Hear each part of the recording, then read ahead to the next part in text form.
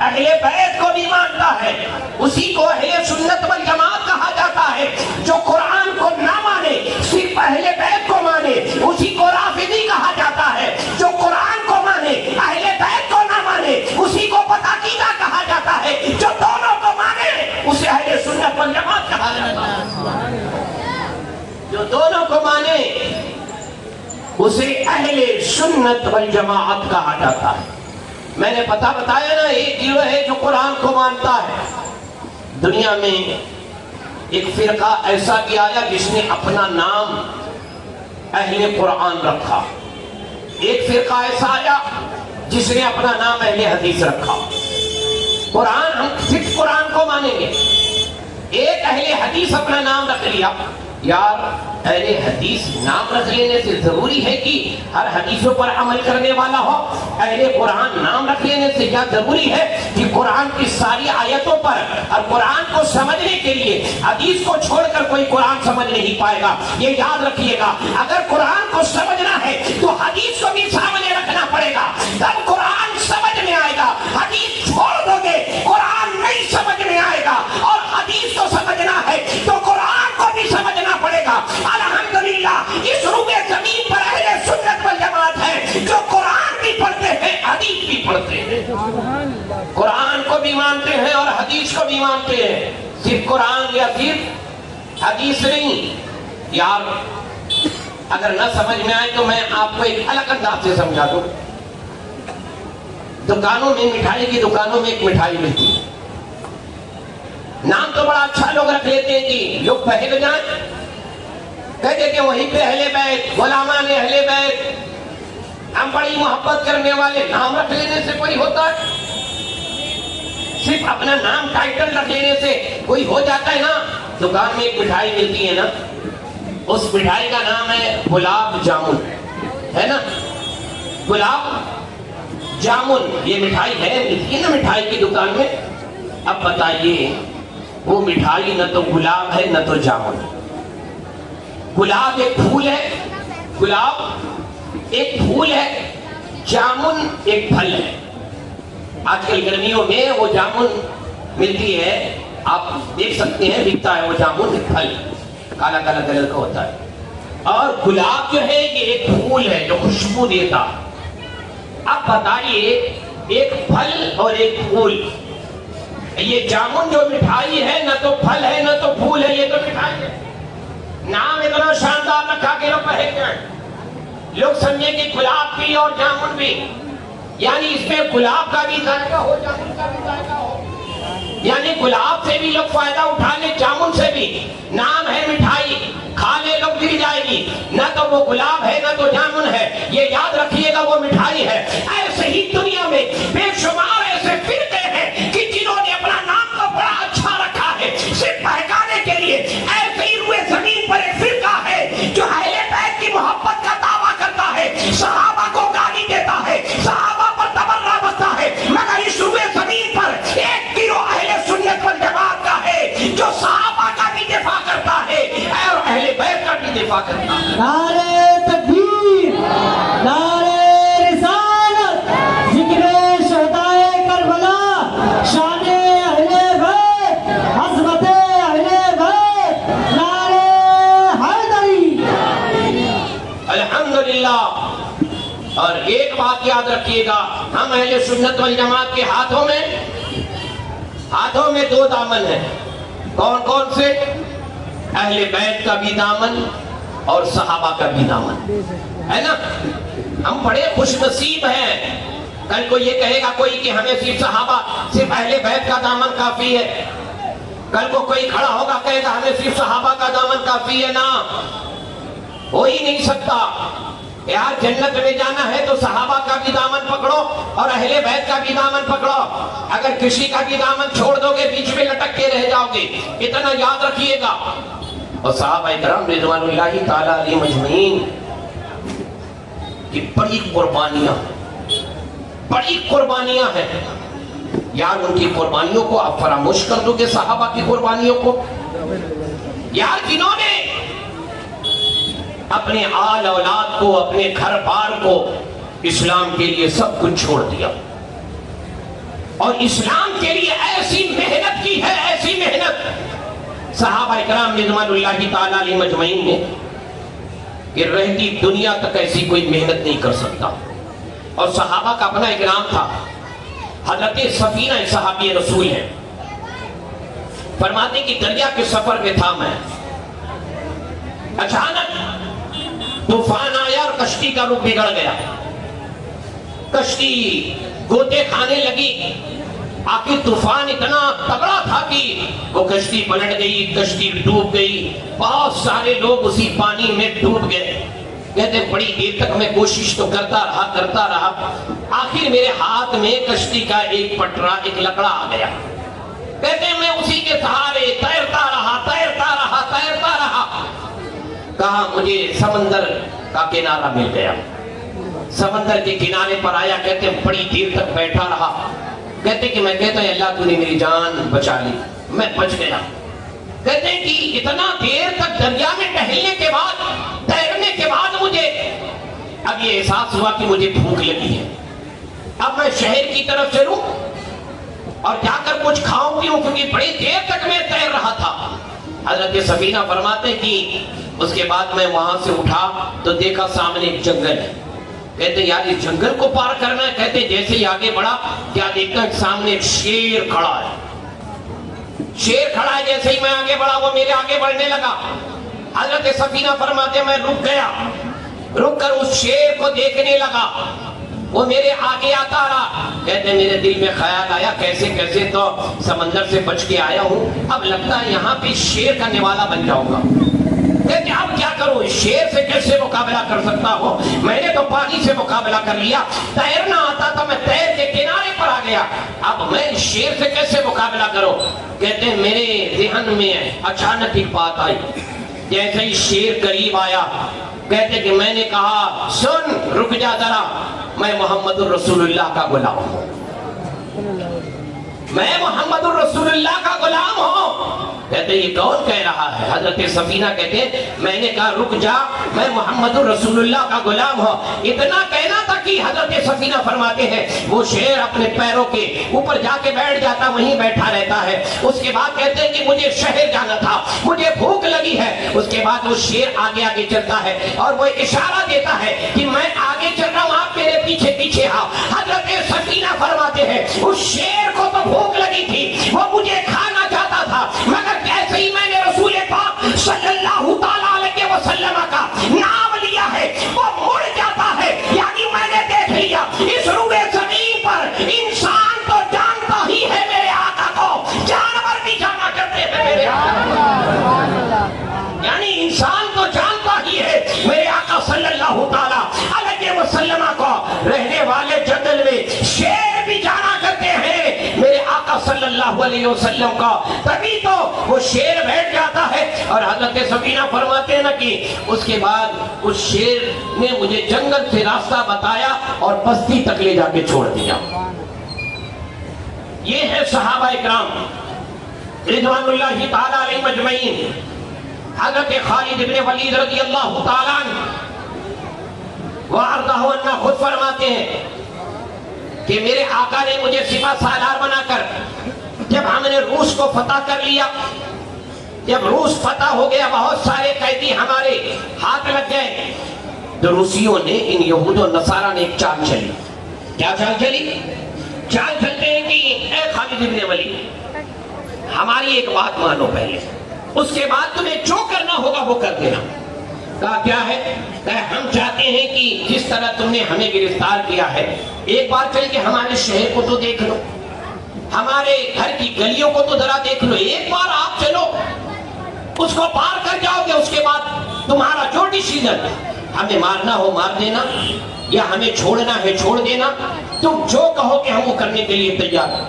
حضرت خالد بن ولید رضی اللہ تعالیٰ عنہ کہتے ٹھیک ہے، کل صبح سورج نکلنے کے بعد ہم تمہارے شہر کے اندر آئیں گے۔ ادھر یہ یہود و نصارہ چلے گئے۔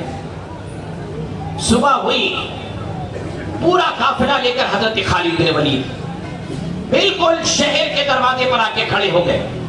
بڑی دیر تک دیکھتے رہے، لوگوں نے کہا خالد بن ولید یہ بہت بڑی غلطی ہے، کہ ہم ان کے شہر کے اندر جا رہے کہیں ہم پر حملہ نہ کر دیں، ہم کس طرح سے قابو میں آئیں گے؟ حضرت خالد بن ولید کہتے ہیں سنو، ہم اس نبی کے غلام ہیں، ہم اس نبی کے چاہنے والے ہیں، دنیا ہمیں اس نبی کے نام سے جانتی ہے، ہمارے نام سے نہیں جانتی، اتنا یاد رکھنا۔ بڑی دیر کے بعد حضرت خالد بن ولید آگے آتے ہیں، پھر پیچھے ہٹ کے اپنے فوج سے کہتے ہیں نا سب لوگ اپنی اپنی تلوار کو میان میں رکھ لو، کوئی تلوار ہاتھ میں نہیں لے گا۔ لوگوں نے اعتراض کیا، اے خالد بن ولید یہ کیا بات ہوئی، تلوار ہاتھ میں نہ ہو، اگر وہ حملہ کرتے تو ہم اپنے آپ کو کیسے بچائیں گے؟ کہا ڈرو نہیں، اپنی اپنی تلواریں اپنے اپنے میان میں رکھ لو، اب تلوار کی ضرورت نہیں ہے۔ سب نے رکھ لیا، آگے بڑھے، پھر رک کر کہتے ہیں، قرآن کریم کی آیت کریمہ پڑھتے ہیں، وَنَحَ النَّفْسَ عَنِ الْهَوَىٰ فَإِنَّ الْجَنَّةَ هِيَ الْمَأْوَىٰ، جس نے اپنی نفس پہ کنٹرول کیا اس کا ٹھکانہ جنت، اور جس نے اپنی نفس کو آوارہ کر دیا، گناہوں میں ملوث کر دیا، حرام کاموں میں ملوث کر دیا، اتنا یاد رکھیے گا اس کا ٹھکانہ پھر جنت نہیں، قرآن کہتا ہے اس کا ٹھکانہ جہنم ہے۔ یہ نفس کی بات ہو رہی ہے، نفس اگر ٹھیک ہے تب تو سب کچھ ٹھیک ہے، اگر نفس خراب ہو گیا تو سب کچھ خراب ہو جاتا ہے۔ ارے یزید کا نفس ہی خراب تھا، تبھی تو امام حسین رضی اللہ تعالیٰ عنہ سے کربلا کے میدان میں 22,000 کا لشکر بھیج کر جنگ لڑنے کے لیے تیار تھا، نفس ہی خراب تھا نا۔ بادشاہت چاہتا تھا پوری دنیا کی، جب نفس خراب ہوتا ہے تو انسان پھر کسی کو یاد نہیں کرتا۔ کہا اپنی نفس پہ کنٹرول رکھنا، سنو اب نہ تم دائیں دیکھو گے نہ بائیں، نہ آگے دیکھو گے نہ پیچھے، اپنی نگاہ نیچی کر کے آگے آگے چلنا۔ لوگوں نے کہا ٹھیک ہے۔ حضرت خالد بن ولید آگے آگے، پورا لشکر پیچھے پیچھے، سب کی نگاہیں نیچی، سب اپنی نگاہ نیچے، کوئی ادھر دیکھ رہا ہے نہ ادھر دیکھ رہا ہے، سب کی نگاہیں نیچی۔ جیسے ہی شہر کے اندر ان کے گلیوں میں پہنچے، انہوں نے اپنی خوبصورت لڑکیوں سے گلیوں کو سجایا تھا کہ اگر ان کی نگاہ بہتی، اگر ان کی نگاہ ان پر پڑ گئی تو ہمارا کام بن جائے گا، یہ سب کے سب بہک جائیں گے، یا تو مسلمان ہیں جو یہ اپنے آپ کو سب یہود و نصارہ کر لیں گے اور ہمارے پاس آ جائیں گے۔ اس کے بعد حضرت خالد بن ولید نے ادھر دیکھا نہ ادھر، نہ کسی نے دیکھا، پورے شہر کو پار کر کے ادھر سے ادھر نکل گئے۔ بڑے بڑے یہودی پوپ آتے ہیں، یہود و نصارہ دوڑ کر آتے ہیں اور کہتے ہیں خالد بن ولید، جب اس نبی کے ماننے والے غلاموں کا یہ عالم ہے کہ ہم نے اپنے شہر کو خوبصورت لڑکیوں سے سجا دیا تھا، نہ ادھر دیکھا نہ ادھر دیکھا۔ خالد بن ولید کا تاریخی جواب یاد رکھنا، خالد بن ولید کہتے ہیں ارے تمہارے خوبصورت لڑکیوں کو ہم دیکھنے نہیں آئے تھے، جس نے محمد الرسول اللہ کا چہرہ دیکھا ہو اسے کچھ اور دیکھنے کی ضرورت بھی نہیں۔ نعرہ تکبیر، نعرہ رسالت، ذکر امام حسین، عظمت مصطفیٰ، شان مصطفیٰ، نعرہ حیدری۔ جس نے رسول پاک کے چہرے کو دیکھا ہو اسے کچھ اور دیکھنے کی ضرورت نہیں ہے۔ جس نے رسول پاک کا چہرہ دیکھا ہو، اور اللہ نے میرے آقا کا حسن ایسا بنایا تھا، پورے دنیا کے حسن کو ایک طرف کر دیا جائے، میرے آقا کے حسن کو ایک طرف کر دیا جائے۔ جس نے رخ مصطفیٰ دیکھ لیا اب اسے کچھ اور دیکھنے کی ضرورت نہیں۔ جس نے رخ مصطفیٰ صلی اللہ تعالیٰ علیہ وسلم دیکھ لیا اب اسے کچھ اور دیکھنے کی ضرورت نہیں ہے۔ یہی ابو بکر صدیق ہے، یہی فاروق اعظم ہے، یہی عثمان غنی ہے، یہی مولا کائنات ہے۔ انہوں نے کسی اور کے چہرے کو نہیں دیکھا ہے، کسی اور سے محبت نہیں کی ہے۔ ارے چہرہ دیکھا ہے تو رسول کا چہرہ دیکھا ہے، محبت کی ہے تو رسول پاک سے محبت کی ہے۔ کل میں نے جو حدیث پڑھی تھی آخر میں، حضرت فاروق اعظم رضی اللہ تعالیٰ بیت المقدس کی چابی لینے، جب بیت المقدس فتح ہوا ان لوگوں نے کہا تھا چابی لینے، اے مسلمانوں تمہارا امیر آئے گا، ہم کسی اور کے ہاتھ میں چابی نہیں دیں گے۔ اور حضرت فاروق اعظم رضی اللہ تعالیٰ نے بڑا پرانا پیوند لگا کپڑا، یار جس کی سلطنت آدھی دنیا پر قائم ہو، اسلام کہاں سے نکل کر کہاں تک پھیل گیا. وہ ظالم ہے جو حضرت فاروق اعظم کے بارے میں برا کہتے ہیں. الحمدللہ اللہ نے ہمیں ان کے دعوت سے وابستہ رکھا ہے. جب شہر سے نکلنے لگے تو کیا کہا تھا؟ یہی نا کہ میرے ساتھ ایک خادم ہوگا, وہ اونٹ کی رسی پکڑ کے چلے گا, جب وہ تھک جائے گا وہ اونٹ پہ بیٹھے گا, میں پکڑ کے چلوں گا. یہی حضرت فاروق اعظم نے کہا تھا, اور یہ سفر ایسے ہی بیت المقدس تک پورا ہوگا. آخر ویسے کیا. کچھ دور چلے, پھر سواری روکی, خادم کو کہا تو بیٹھ جا. کہا آقا اب یہاں کوئی دیکھ نہیں رہا ہے, صرف آپ اور میں ہیں, میں رسی پکڑ کے چلتا ہوں, کوئی دیکھ توڑی رہا ہے. حضرت فاروق اعظم کہتے ہیں کوئی دیکھے یا نہ دیکھے, میرا رب تو دیکھ رہا ہے, میرا رب تو دیکھ رہا ہے نا کہ عمر کیا کر رہا ہے. کہتے چپ چاپ جا کے اونٹ کی پیٹھ پہ بیٹھ جا. اونٹ کی پیٹھ پہ وہ بیٹھ گیا خادم. اب وقت کا امیر المومنین فاروق اعظم رسی پکڑ کے آگے آگے چل رہے ہیں. خادم کو اونٹ کی پیٹھ پر بیٹھایا ہے. غلام کو کون ہے دنیا میں ایسا ذرا بتاؤ جس نے اپنے غلام کو اونٹ کی پیٹھ پر بیٹھا کر رسی پکڑ کے آگے چلے. ذرا بتاؤ کون ہے دنیا میں؟ کسی کے پاس ایسا سرمایہ ہے؟ ارے نہیں ہے. صرف اسلام میں ایسے سرمایہ موجود ہیں. اب اونٹ کی رسی آگے پکڑ کے پھر کچھ دور رکے, پھر آپ بیٹھتے, وہ ایسے ہی چلتے چلتے آخر بیت المقدس کے بارڈر تک پہنچ جاتے ہیں. پہنچ گئے. یہ یاد رکھے گا جو پہلے بیٹھا اس کا آخر میں نمبر نہیں آتا ہے نا, جو پہلے بیٹھا اس کا آخر میں نمبر نہیں آتا. وہاں پہنچے تو صحابہ موجود تھے. کہا ٹھیک ہے ہمیں فلاں وقت میں چابی لینے جانا ہے بیت المقدس کی, اور بیت المقدس کی گلیوں سے ہوتے ہوئے امیر المومنین وہاں لوگ موجود ہوں گے دیکھنے کے لیے آپ کو. اسلام کا, مسلمانوں کا امیر المومنین آ رہا ہے, خلیفہ آ رہا ہے, اپنے وقت کا خلیفہ وقت آ رہا ہے.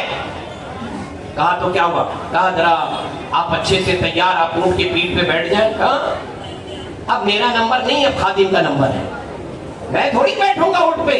کہا خادم کہتا حضور اب تو معاف کر دیں, اب آپ بیٹھ جائیں, آپ امیر ہیں, میں آپ کا خادم ہوں. اتنا دور سفر ہوتا رہا, کبھی آپ بیٹھے کبھی میں بیٹھا, کبھی آپ نے رسی پکڑی کبھی میں نے پکڑی, لیکن اب میں یہاں نہیں بیٹھ سکتا. فاروق اعظم کہتے نا تیرا نمبر ہے تو ہی بیٹھے گا. اب ذرا دیکھیے وقت کا امیر, مسلمانوں کا خلیفہ, وقت کا ایسا امیر ہے. بیت المقدس صبح ہوتی ہے, سواری کو لایا جاتا ہے. حضرت فاروق اعظم نے کہا چل اونٹ کی پیٹھ پہ بیٹھ جا.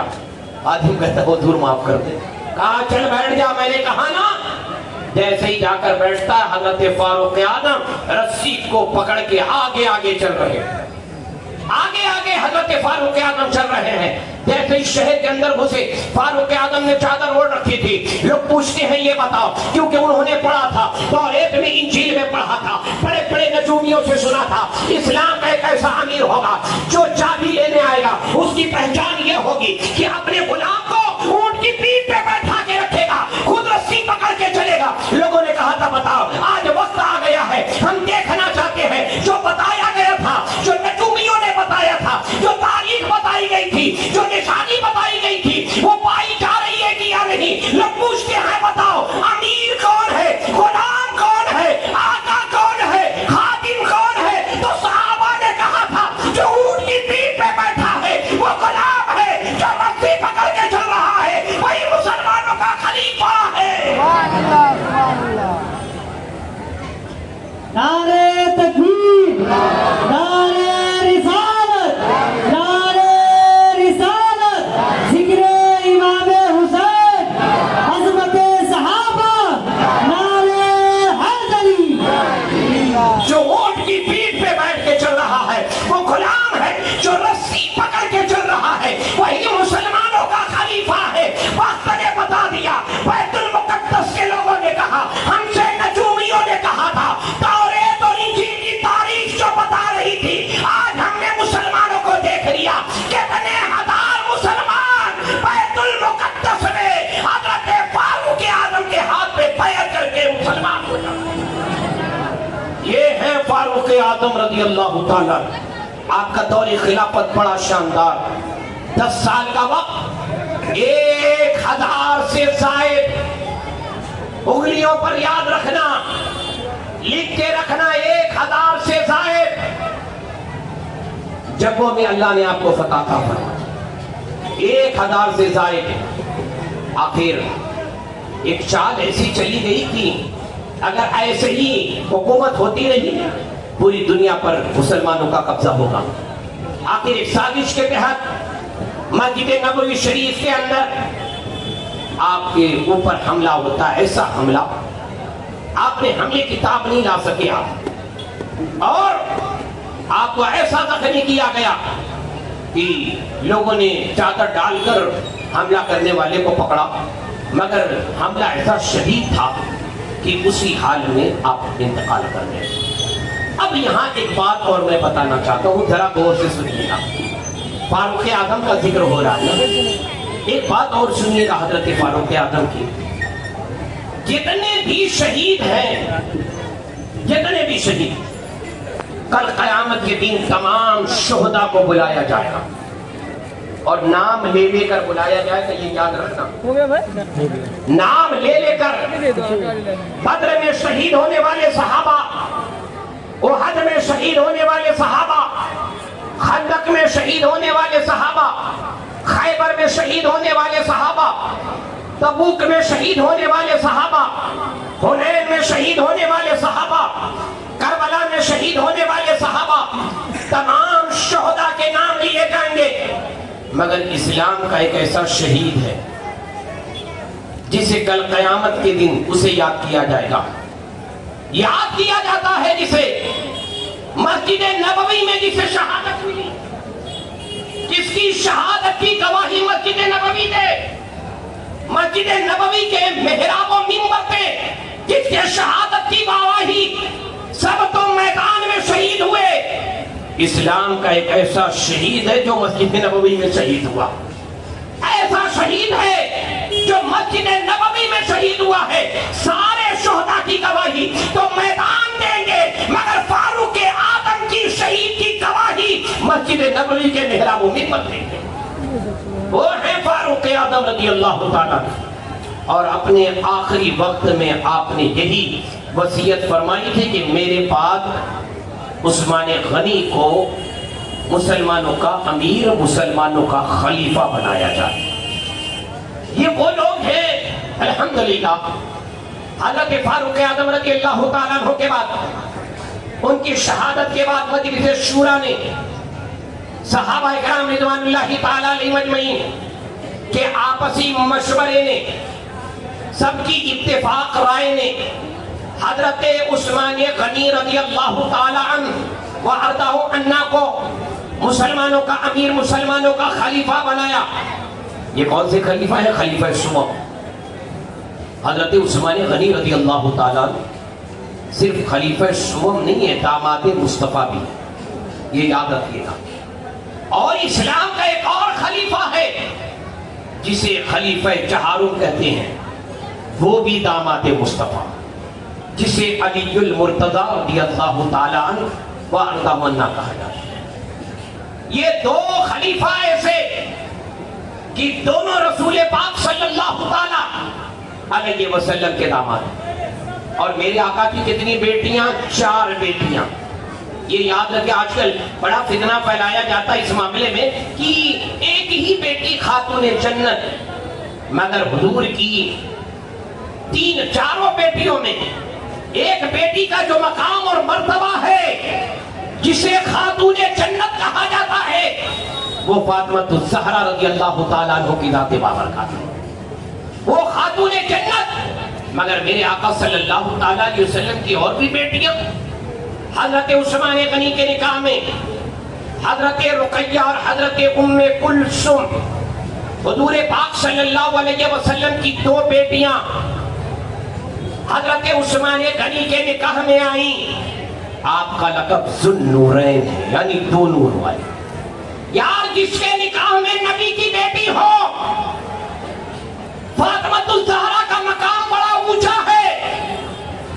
آپ خاتون جنت طیبہ طاہرہ عابدہ زاہدہ سلام اللہ علیہا، آپ کا مقام بڑا اونچا ہے، مگر نبی کی بیٹی ہونے کی وجہ سے کیا حضرت رقیہ حضرت ام کلثوم میرے آقا صلی اللہ تعالیٰ علیہ وسلم کی لخت جگر نہیں؟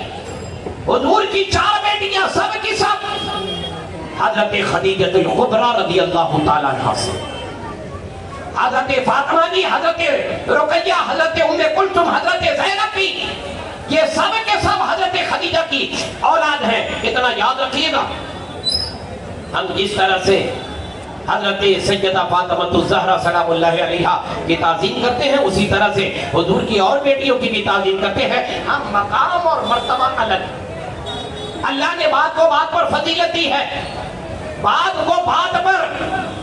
اور حضرت عثمان غنی کے نکاح میں حضور پاک صلی اللہ علیہ وسلم کی 2 بیٹیاں، جنگ بدر سے پہلے حضرت رقیہ کا انتقال ہوا تو حضور نے حضرت ام کلثوم کا نکاح فرمایا، اور حضور نے فرمایا کہ اگر میرے پاس اور بھی بیٹیاں ہوتی تو یکے بعد دیگرے میں عثمان کے نکاح میں دے دیتا۔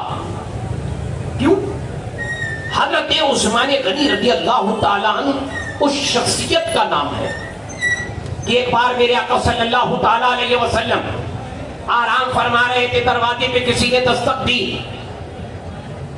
آواز دی کہ یا رسول اللہ اجازت، اندر سے آواز آئی تشریف لائیں۔ پھر کسی نے آواز دی، پھر کسی نے آواز دی، اس کے بعد پھر آواز آئی، لوگوں نے کہا عثمان آئے۔ فوراً میرے آقا صلی اللہ تعالیٰ علیہ وسلم نے اپنے کپڑے کو اس طرح سمیٹا۔ حضرت عائشہ فرماتی یا رسول اللہ ابو بکر آئے اور حضرت عمر آئے اور لوگ آئے، آپ نے نہیں، لیکن حضرت عثمان غنی آ رہے ہیں تو آپ نے اپنے کپڑے کو اس طرح سے ڈھک لیا۔ میرے آقا فرماتے ہیں سنو غور سے، کہتے ہیں جس سے اللہ حیا فرمائے کیا اس سے میں حیا نہ کروں؟ یہ ہے حضرت عثمان غنی، جس سے اللہ حیا فرمائے کیا میں اس سے حیا نہ کروں؟ ارے میرے آقا صلی اللہ تعالیٰ علیہ وسلم کی وہ شان ہے کہ میرے آقا نے حضرت عثمان غنی کو اتنا نوازا ہے، اتنا نوازا ہے کہ اس کا اندازہ بھی نہیں لگایا جا سکتا۔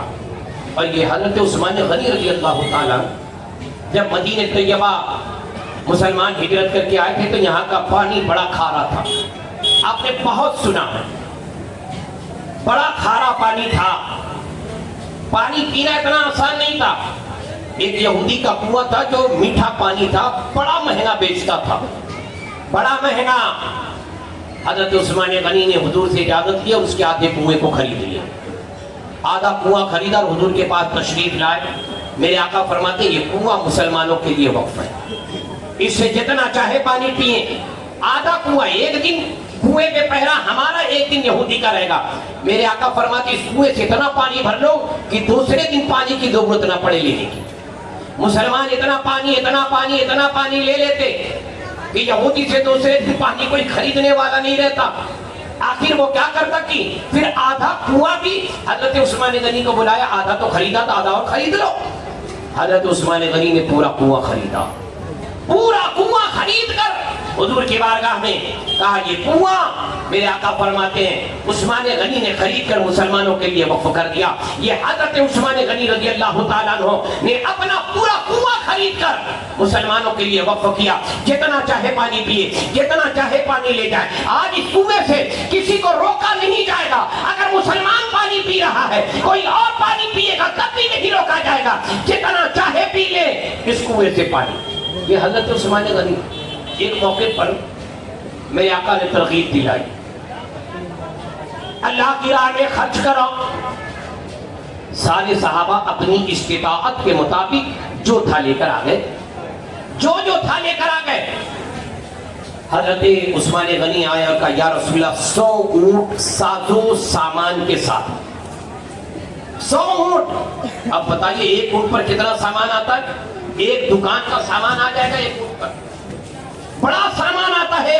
100 اونٹ سازو سامان کے ساتھ، یعنی کھانے پینے غلہ کے ساتھ 100 اونٹ دیا۔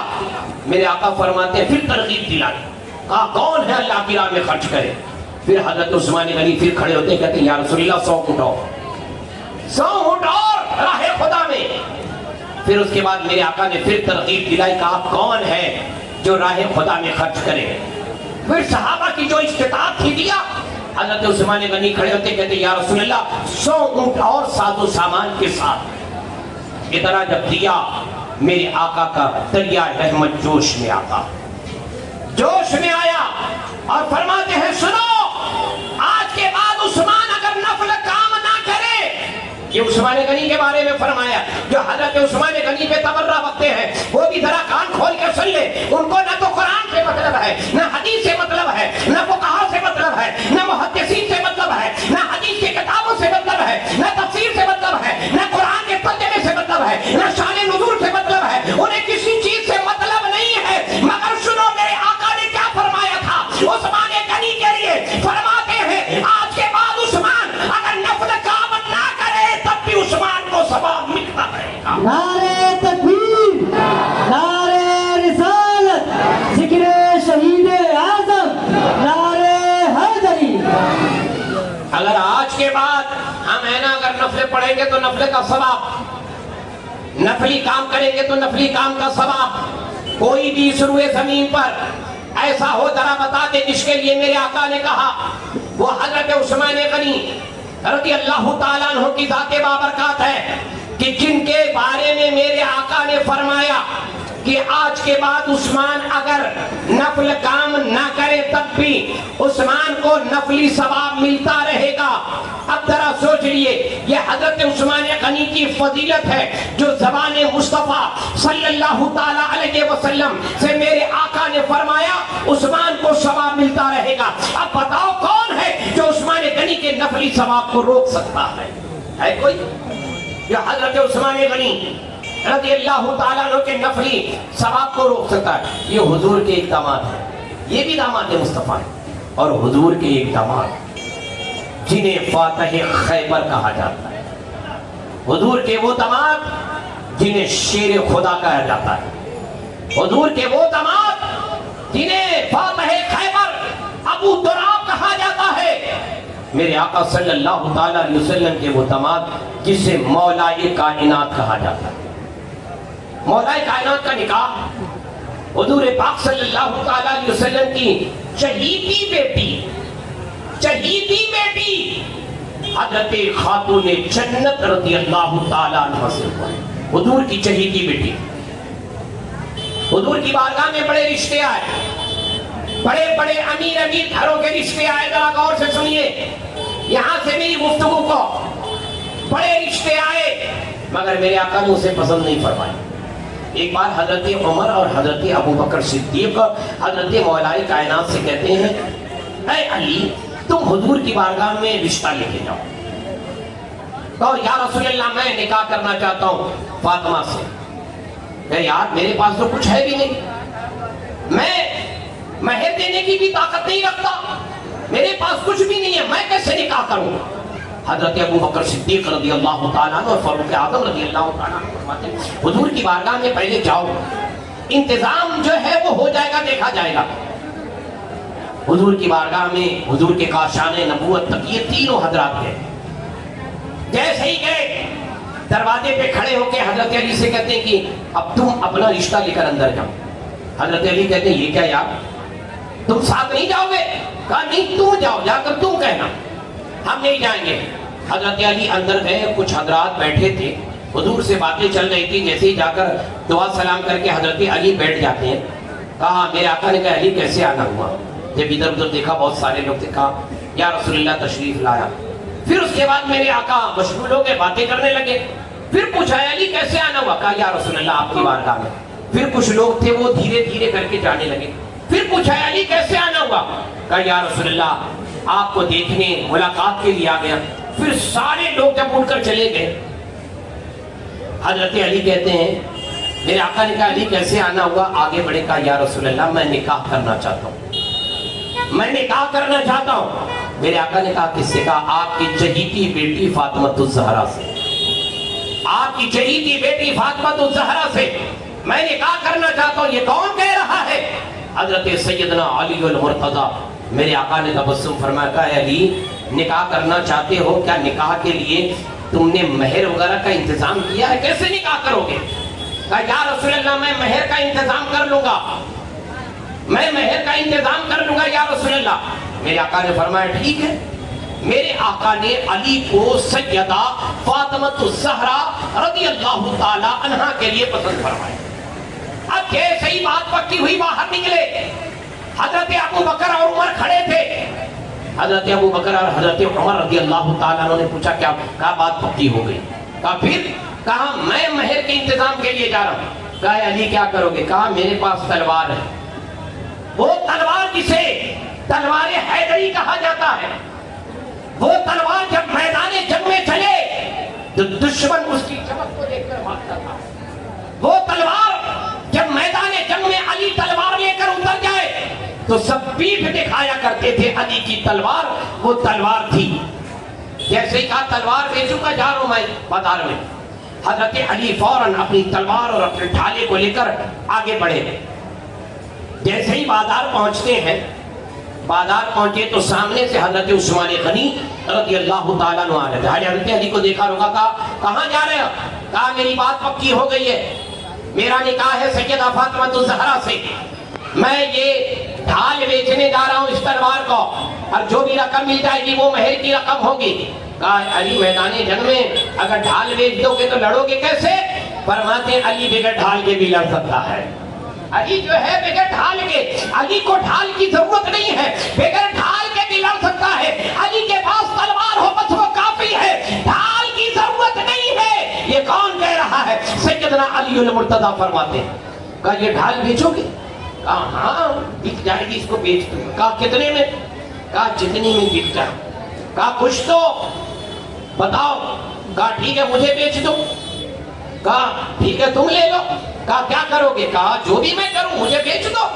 کہا جیسے ہی حضرت علی نے حضرت عثمان غنی کو اپنی ڈھال دی, حضرت عثمان غنی نے پیسے کی پوٹلی نکالی اور دے دیا.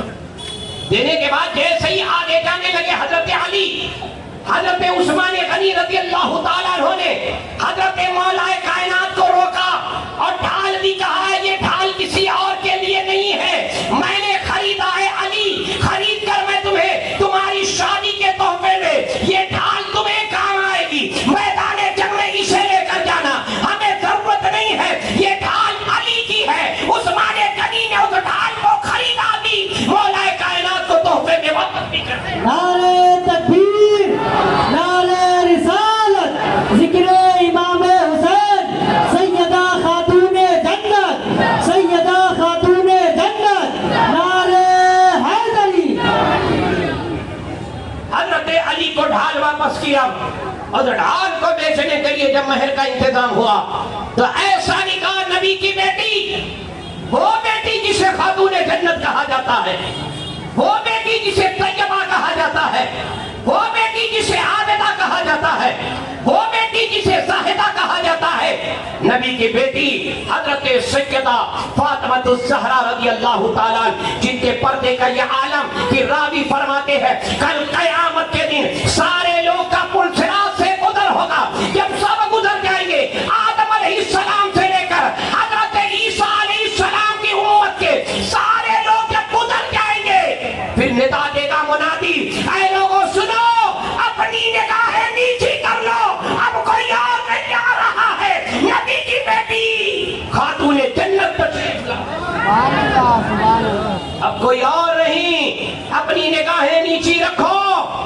نبی کی بیٹی خاتون جنت. تو حضرت سیدہ فاطمہ الزہرا کا یہ مقام ہے کہ پل صراط سے بھی جب گزرے گی تو منادی ندا دے گا سب لوگ نگاہیں نیچی کر لو.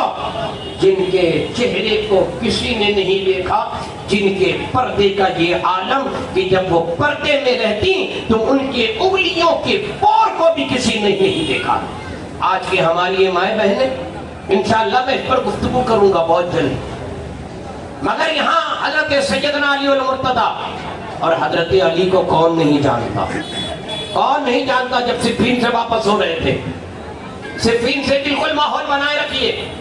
میں اپنے تقریر کے آخری پڑاؤ پر ہوں اور مجھے وقت بھی معلوم ہے کب ختم کرنا ہے, اور مجھے اپنی بات بھی مکمل کرنی تقریر کے آخری پڑاؤ پہ, مگر سب کی توجہ غور سے سنیے گا. الحمدللہ دوبارہ یہ بات کہنا چاہوں گا اس روئے زمین پر اہل سنت والجماعت جتنا مولائے کائنات حضرت خاتون جنت اور ان کی اولادوں سے ہم محبت کرتے ہیں، کوئی اور محبت نہیں کرتا، کوئی دعویٰ بھی نہیں کر سکتا۔ الحمدللہ جتنا ہم محبت کرتے ہیں۔ جنگ صفین سے جب واپس ہو رہے تھے سب کے پانی ختم ہو گئے۔ حضرت مولا کائنات رضی اللہ تعالیٰ عنہ کے ساتھ میں لوگ تھے، کہتے ہیں علی پانی ختم ہو گیا۔ کہا کچھ دور اور چلو۔ کچھ دور چلنے کے بعد سب بیٹھ گئے تھک ہار کے۔ کہا اب چلنے کی شکت نہیں ہے، پانی کا انتظام کرو۔ اب پیاس سے چلا نہیں جاتا، یہ پیاس سے رہا نہیں جاتا، پانی ختم ہو گیا۔ حضرت مولا کائنات نے ادھر ادھر دیکھا، سامنے گرجا گھر تھا۔ ایک کو بھیجا، کہا جائیے اس گرجا گھر کے پادری کو کہو کہ کچھ پانی دے دے، ہماری پیاس بجھ جائے۔ وہ گرجا گھر کا پادری دروازے پر آیا، دیکھا یار یہ تو ہزاروں کی تعداد میں، میں ان کو پانی دوں، میرا پانی ختم ہو جائے، میں کیسے پانی پیوں گا؟ اس نے انکار کیا، میں پانی نہیں دوں گا، جاؤ، میرے پاس اتنا ہی پانی ہے، میں اپنی پیاس بجھا سکتا ہوں، بھائی میں پانی دینے والا نہیں ہوں۔ وہ آئے، کہا وہ دیتا نہیں ہے، پانی نہیں دے رہا ہے۔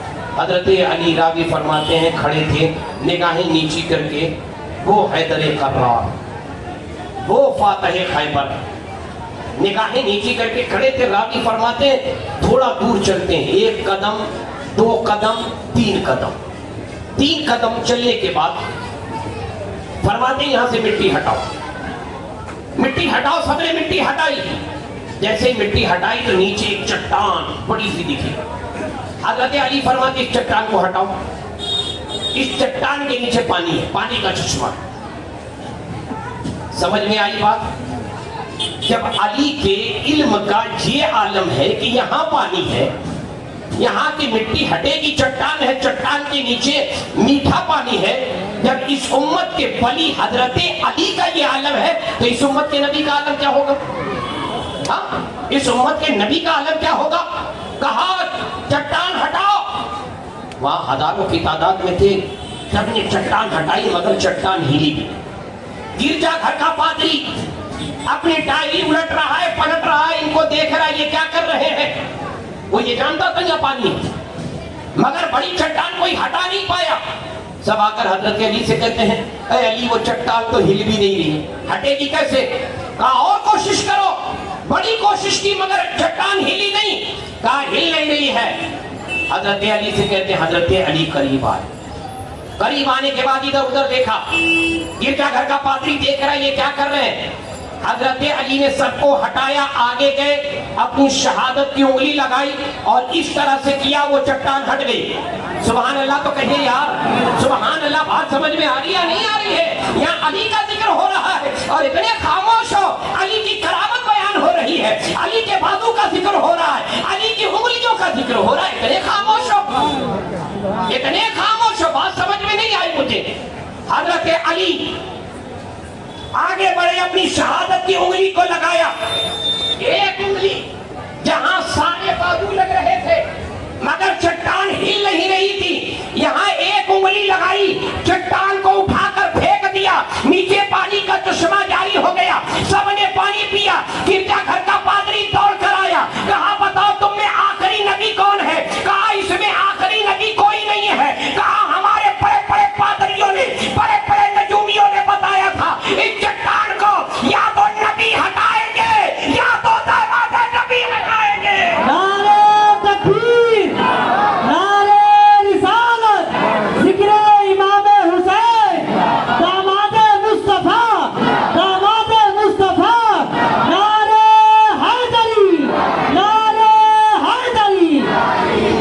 اس چٹان کو یا تو نبی ہٹائیں گے یا تو علی، یا تو آخری نبی ہٹائیں گے یا تو داماد نبی ہٹائیں گے۔ بتاؤ یہ کون ہے؟ تو صحابہ نے کہا تھا یہ نبی نہیں ہے، یہ داماد نبی ہے۔ علی کے بازو کی طاقت یہ ہے، ایک انگلی لگا دے تو بڑی سے بڑی چٹان کو اکھاڑ کر پھینک دیتے ہیں۔ علی کی طاقت یہ ہے، تبھی تو کہا گیا تھا لا فتح الا علی، لا سیف الا ذوالفقار، لا فتح الا علی، لا سیف الا ذوالفقار، علی کے بازو میں وہ طاقت ہے، علی کے تلوار میں وہ طاقت ہے، علی کو وہ ہنر آتا ہے جب میدان میں اتر جاتے ہیں، علی کی تلوار جب چلنے لگتی ہے دشمن علی کی تلوار کو دیکھ کر بھاگنے لگتے ہیں۔ اللہ نے وہ قوت وہ طاقت حضرت مولا کائنات کو دی ہے، ہم حضرت مولا کائنات کو ماننے والے ہیں۔ اور میرے آقا نے، اب آئیے وہ حدیث میں پڑھ دیتا ہوں جس کے بارے میں نے کل کہا تھا، میرے آقا حجۃ الوداع آخری حج حضور پاک صلی اللہ علیہ وسلم کا آخری حج فرمانے کے بعد جہاں پر 1,00,000 سے زیادہ صحابہ اور صحابیات میدان عرفات کے میدان میں 1,00,000 سے زیادہ اور صحابہ اور صحابیات، میرے آقا نے خطبہ دیا وہاں پر، حج کا خطبہ دینے کے بعد میرے آقا فرماتے سب نے سنا 1,00,000 کے مجمع میں، سب نے کہا ہاں یا رسول اللہ سنا، جو آگے تھا اس نے بھی کہا، جو سب سے پیچھے تھا اس نے بھی کہا یا رسول اللہ آپ نے جو بھی کہا ہے ہم نے اسے سنا یا رسول اللہ۔ پورا خطبہ سنا کہ حج مکمل ہوا، حج مکمل ہونے کے بعد سب نے اب اپنے اپنے علاقے جانے کا، جو دمشق تھے، شام کے تھے، یمن کے تھے، مدینے کے تھے، جہاں کے تھے، سب نے ارادہ کیا اپنے اپنے گھر جانے کا۔ حضور کے ساتھ ایک قافلہ، بڑا قافلہ نکلا، لوگ کہتے ہیں نا 1,25,000 کی موجودگی میں حضور نے کہا وہ چھوٹے، عرفات کے میدان میں نہیں کہا تھا، غدیر خون کے مقام میں، اور غدیر خون پر 1,25,000 نہیں تھے۔ اب دوسری بات یہ کہ میرے آقا ہزاروں کے مجمع میں کہیں یا ایک کے سامنے کہے، میرے آقا کا فرمان ویسے ہی مانے رکھتا ہے، اگر اکیلے بھی کہے تب بھی وہی بات، اگر 10 کے سامنے کہے تب بھی وہی بات، سینکڑوں کے سامنے کہے تب بھی وہی بات، ہزاروں ہزار کے سامنے کہے، ارے یہ دیکھا جائے گا کہ کہا کس نے ہے، تھوڑی دیکھا جائے گا، یہ دیکھا جائے گا کہ کہا کس نے ہے، کس کے زبان سے نکلا ہے، چاہے وہ ایک کے زبان ایک کے سامنے ہو یا ہزاروں کے سامنے ہو یا لاکھوں کے سامنے ہو، یہاں تعداد مانے نہیں رکھتی، زبان مصطفیٰ مانے رکھتی، زبان مصطفیٰ صلی اللہ علیہ وسلم مانے رکھتی ہے۔ لوگوں نے کہا 1,25,000 کے مجمع میں، اچھا تم وہاں موجود تھے، دیکھ رہے تھے 1,25,000 کے غدیر خم پر۔ یہ خم ایک مقام ہے، خم کے مقام پر میرے آقا جو راستہ یمن، شام، دمشق اور ایک راستہ مدینہ طیبہ، یہ 2 راستے ایسے نکلتے تھے، ایک مدینہ، ایک غدیر خم جو شام، دمشق، یمن کی طرف جا رہا تھا۔ میرے آقا صلی اللہ علیہ وسلم نے جب وہاں پہ سب رکے، سب نے جب رک گئے تو میرے آقا صلی اللہ علیہ وسلم نے حضرت علی کو آگے کہا، آگے کرنے کے بعد سب کے سامنے ایک بڑے مجمع سے خطاب کیا اور حضرت علی کا ہاتھ پکڑا اور کہا من کنت مولاہ فہذا علی مولاہ، من کنت مولاہ فہذا علی مولا۔ آج تک آپ نے اسٹیٹس دیکھا ہوگا اس طرح کا ہاتھ، یار وہ جاہل اب یہ نہیں سمجھ میں آتا، اس طرح کا ہاتھ بنا کے نبی کا ہاتھ کون، علی کا ہاتھ کون ہے نا، بھائی ہاتھ ہی تو بنا رہے ہو نا، اب یہ بتاؤ علی کا ہاتھ کون، نبی کا ہاتھ کون؟ ارے ظالموں، جس کا سایہ زمین پر نہیں پڑا، جس کا سایہ زمین پر نہیں پڑا، ظالموں تم ان کے ہاتھ کی تصویر بنا رہے ہو، ظالموں تم ان کے ہاتھ کی تصویر بنا رہے ہو اس طرح سے پکڑ کے۔ ارے ہمارا ایمان ہے کہ حضور نے کہا ہے، حضور نے کہا ہے من کنت مولا ہو فہذا علی مولا ہو، میں کہ جس کا مولا علی بھی اس کے مولا ہے۔ تو لوگوں نے کہا اس مطلب سے علی نے کے بارے میں کہا مولا تو یہاں خلافت تھی نا، علی کا ہاتھ پکڑ کے کہا میں جس کا مولا، الحمدللہ ہم ہمارے مولا ہے، ہم اہل سنت و جماعت کے مولا ہے، ہم سب کے آقا ہے، ہم ان کے غلام ہے، وہ علی المرتضی ہے، وہ شیر خدا ہے، وہ فاتح خیبر ہے۔ میرے آقا نے حق فرمایا میں جس کا مولا ہوں علی بھی اس کے مولا ہے، اور ہم اہل سنت و جماعت کی حدیث کو مانتے ہیں۔ ہم اہل سنت والجماعت اس حدیث کو مانتے ہیں۔ اس پر ایک ٹولہ ہے جس نے بڑا وابلہ مچایا کہ حضور نے علی کا ہاتھ بالکل پکڑا۔ اب آئیے ایک حدیث، آخری حدیث، کیونکہ ٹائم اس کی اجازت نہیں دیتا، مگر یہ حدیث پوری کروں گا میں، اس کے بعد میری تقریر ختم۔ یہ علی کے بارے میں۔ اب آئیے عثمان غنی کے بارے میں۔ عثمان غنی کے بارگاہ میں میرے آقا صلی اللہ تعالیٰ علیہ وسلم کے ساتھ صحابہ نے حج کا ارادہ کیا۔ جس وقت مکے پہ پہرا تھا، مسلمان مکے میں نہیں آ سکتے، حج نہیں کر سکتے، عمرہ نہیں کر سکتے۔ ایک بڑا قافلہ حضور کے ساتھ، جہاں ابو بکر ہیں، عمر ہیں، عثمان ہیں، علی المرتضیٰ ہیں، سعد بن ابی وقاص ہیں، بہت سارے صحابہ۔ جب یہ قافلہ بیعت رضوان پر پہنچا اور کافروں کو جب پتہ چلا تو انہوں نے روکا، کہا اس سال کوئی حج نہیں کرے گا، کوئی آئے گا نہیں، پورا ناکہ بندی لگا دی۔ کہا ہم آنے نہیں دیں گے، سمجھ لو ہم کسی کو آنے نہیں دیں گے، واپس چلے جاؤ۔ بات کرنا ہے تو تم میں سے کوئی ایک آئے۔ اور ہم کی حالت میں سب احرام پہنے ہیں۔ احرام کی حالت میں حضرت عمر گئے، حضرت عثمان غنی گئے اور بات کیا، مگر وہ مانے نہیں۔ مگر وہ حضرت عثمان غنی کو جانتے، کہتے ٹھیک ہے تم آئے ہو نا، جاؤ کعبے کا طواف کر لو، کعبے کا طواف کر لو۔ حضرت عثمان غنی کا بڑا پیارا جواب، کہتے ہیں میں اکیلے طواف نہیں کر سکتا، جب تک میرے آقا نہیں آئیں گے عثمان اس وقت تک مکے کا طواف نہیں کرے گا۔ یہ کون کہہ رہا ہے؟ موقع دیا جا رہا ہے، کہا جا رہا ہے طواف کرو، طواف کرو۔ عثمان غنی کہتے میں طواف نہیں کروں گا جب تک میرے آقا نہ آ جائیں۔ اس کے بعد یہاں بیعت رضوان جہاں سارے صحابہ موجود تھے، یہاں ایک شور ہوا کہ حضرت عثمان غنی کو کافروں نے قتل کر دیا۔ کسی نے افواہ پھیلا دی، یہاں پر سب نے تلواریں نکال لی۔ میرے آقا نے کہا نہیں، ہم جنگ کے لیے نہیں آئے، عمرہ کرنے آئے، اور یہ معاہدہ ہوا اس سال نہیں کریں گے، جہاں اس سال مسلمان اگلے سال دیکھا جائے گا۔ اس کے بعد میرے آقا صلی اللہ علیہ وسلم نے بیعت رضوان ایک درخت کے نیچے سارے صحابہ سے بیعت کی۔ سارے صحابہ حضور کی بارگاہ میں کھڑے ہو کر بیعت لیتے ہیں۔ میرے آقا سب نے کہا یا رسول اللہ، لبیک یا رسول اللہ، لبیک یا رسول اللہ، آپ جو کہیں، آپ کا حکم سر آنکھوں پر، یا رسول اللہ لبیک۔ سب نے اپنا اپنا ہاتھ پیش کیا، سب نے پیش کیا۔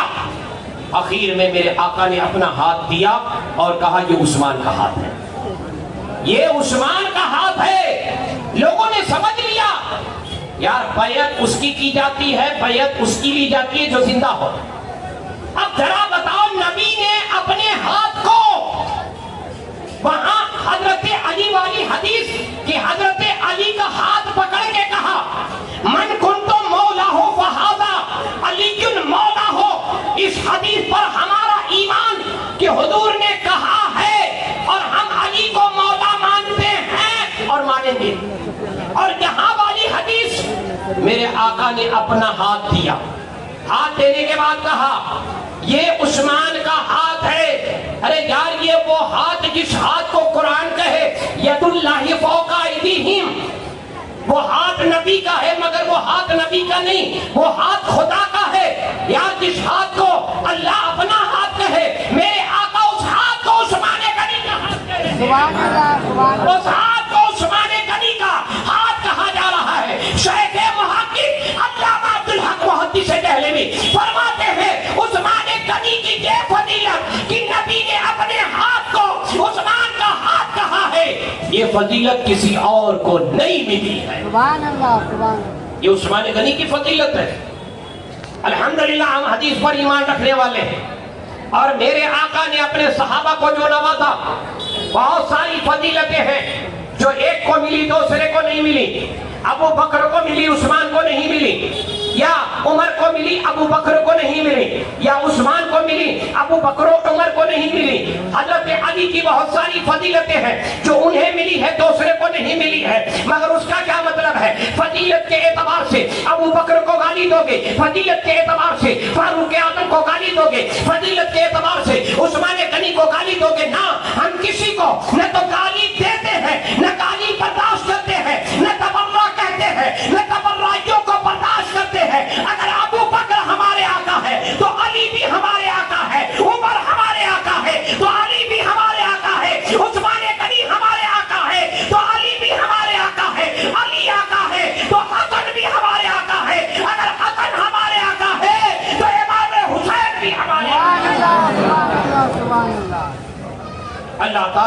ہم سب کو اہل بیت کے دامن سے وابستہ رکھے.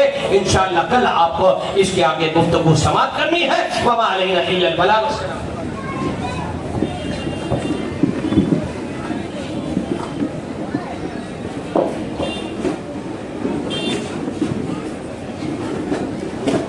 میرے حسین تجھے سلام، میرے حسین تجھے سلام، میرے حسین تجھے سلام، حسین تجھے سلام، سلام یا حسین، سلام یا حسین، میرے حسین تجھے سلام، میرے حسین تجھے سلام، سلام یا حسین، سلام یا حسین. جن کو دھوکے سے کوفے بلایا گیا اور بلا کر کے ناحق ستایا گیا، جن کو دھوکے سے کوفے بلایا گیا اور بلا کر کے ناحق ستایا گیا، جن کے بچوں کو پیاسا رلایا گیا، جن کے بچوں کو پیاسا رلایا گیا، جن کی گردن پہ خنجر چلایا گیا، اس حسین ابن حیدر بلا کو سلام، میرے حسین تجھے سلام، میرے حسین تجھے سلام، سلام یا حسین، سلام یا حسین، سلام یا حسین.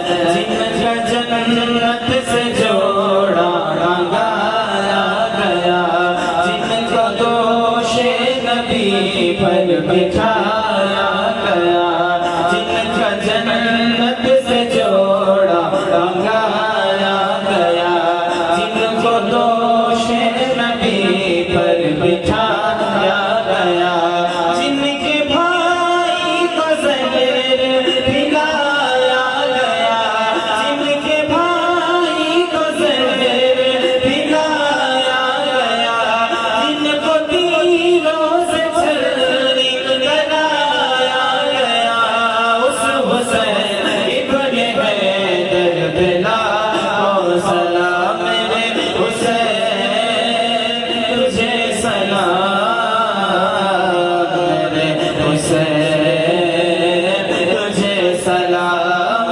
سلام یا حسین، سلام یا حسین. یا نبی سلام علیکہ، یا رسول سلام علیکہ، یا حبیب سلام علیکہ،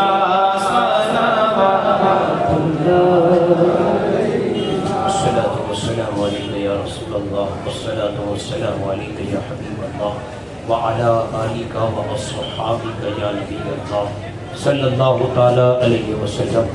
اللهم صل على سيدنا وشفينا ومولانا محمد وبارك وسلم صلاة وسلاما عليك يا سيدي يا حبيبي يا رسول الله صلى الله تعالى عليه وسلم. یا اللہ یا رحمان یا رحیم دل ہمارا کن مستقیم بحق ایاک نعبد و ایاک نستعین یا رب العالمین یا اکرم الاکرمین یا حکم الحاکمین. مولا کریم آج کی اس محفل مبارک میں ذکر شہدائے کربلا کی محفل میں مولا تعالیٰ جو کچھ بھی تیرے مہربان بارگاہ کا ذکر ہوا، مولا تعالیٰ جو نیازیں تقسیم ہوئی، مولا تعالیٰ جو تیرے کرم کے لائق ہو اسے اپنی بارگاہ میں قبول فرما لے. یا رب العالمین یہاں جتنے حاضر ہیں سب کے حاضری کو قبول فرما. یا رب العالمین سب کو شہید کربلا کا صدقہ عطا فرما دے. امام حسین علی جدہ علیہ السلام کا صدقہ عطا فرما. یا رب العالمین امام حسین علی جدہ علیہ السلام کے صدقے یا رب العالمین ہم سب کی دعاؤں کو قبول فرمائے یا اللہ ہم سب کے علم میں عمل میں عمر میں رزق میں مولا برکت عطا فرما ہر آفت سے بلا مصیبت جادو ٹونا عذاب سے ناگہانی اموات سے حادثات سے بیماریوں سے یا اللہ محفوظ فرما اور اس محفل کو اپنی بارگاہ میں قبول فرما شرف قبولیت عطا فرما سبحان ربک رب العزت عما یصفون وسلام علی المرسلین والحمد للہ رب العالمین السلام علیکم ورحمۃ اللہ